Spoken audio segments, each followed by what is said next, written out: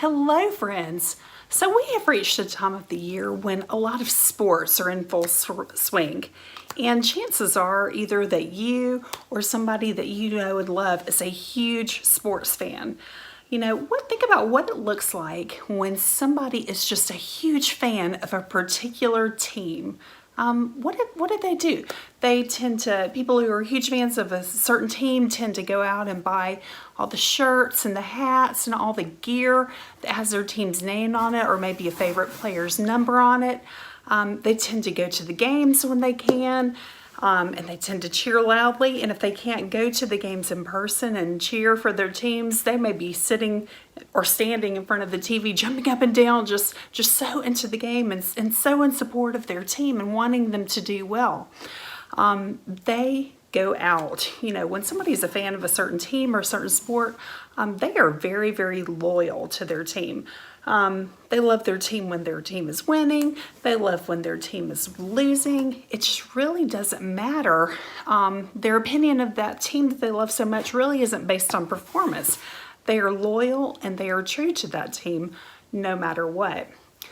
Well, we've been talking about fruit of the Spirit: love, joy, peace, patience, kindness, faithfulness, goodness, gentleness, and self-control. This week, our fruit of the Spirit that we're going to talk about is a lot like loyalty, and it's called faithfulness. Faithfulness is quite simply being loyal and being true, no matter what. Faithfulness means sticking beside others through thick and thin. When we are living with faithfulness, we're trustworthy. We do the things that we say we're going to do, and we keep our word. We follow through. People know that if we are faithful, people know that they can count on us to be there and to do and to follow through. Well, in the Bible, we read stories of God's faithfulness to his people again and again and again. God is faithful to always do what he says he's going to do, and he's faithful to be with us always. Sometimes we have to remember one of the other fruits of the Spirit, which is patience. Remember that one? Sometimes we have to be patient when we're waiting on God to feel his presence or to be with us or to give us the answers and the help that we're looking for. But he is always there, no matter what. And when we live our lives following God, he helps us to be faithful too. It's important for us to be faithful to God, to be faithful to our family, to be faithful to our friends. Sometimes being faithful it's not always easy, but when we put God first, when we follow his direction in our lives, then things tend to fall into place in a much easier way for us to be faithful. So how does that work? I thought of an example. Let's say you had a friend come over to your house and y'all are hanging out and having a great time. You go to the bathroom, you come back and your friend's like, "Oh my gosh, I found this $20 bill that your mom left laying behind. I'm so excited. Oh my gosh, you can't tell your mom. You can't tell your mom. I can't wait to spend this money." You can't tell. You can't tell. What do you do with that? Your friend is so excited. It's a tough situation. I mean, you want to be faithful and loyal to your friend, but that's your mom's money and it's not really right that your friend has it, and you want to be faithful and loyal to your mom too. So what do? You've got these two conflicting things, and you've got to figure out what is the right thing to do. Well, how do you handle it when your faithfulness and loyalty pulls you in two different directions? It's quite simple. You put God first. You put God first and you ask God for help.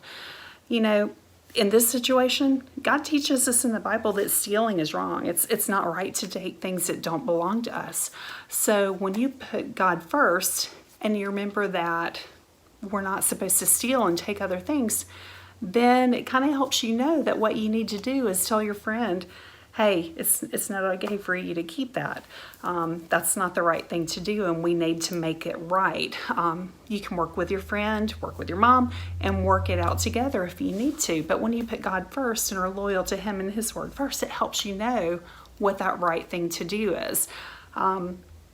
So with the fruit of the Spirit, faithfulness, when you rely on that, then you can help your friend make the right decision and do the right thing. And that is being a faithful and loyal and true friend.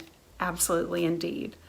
So, God is always faithful to us, and He will always help us to make the right choices to live a faithful, loyal, and trustworthy life. All we have to do is turn to Him and keep Him at the forefront of our hearts and in our decisions in our lives, and He is always there.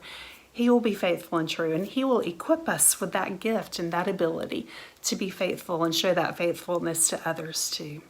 So this week, I would challenge you guys to look for ways that you can be faithful, even when it's not always easy, even when it's not always hard, but put God first in your life so you can be faithful and make those right decisions too.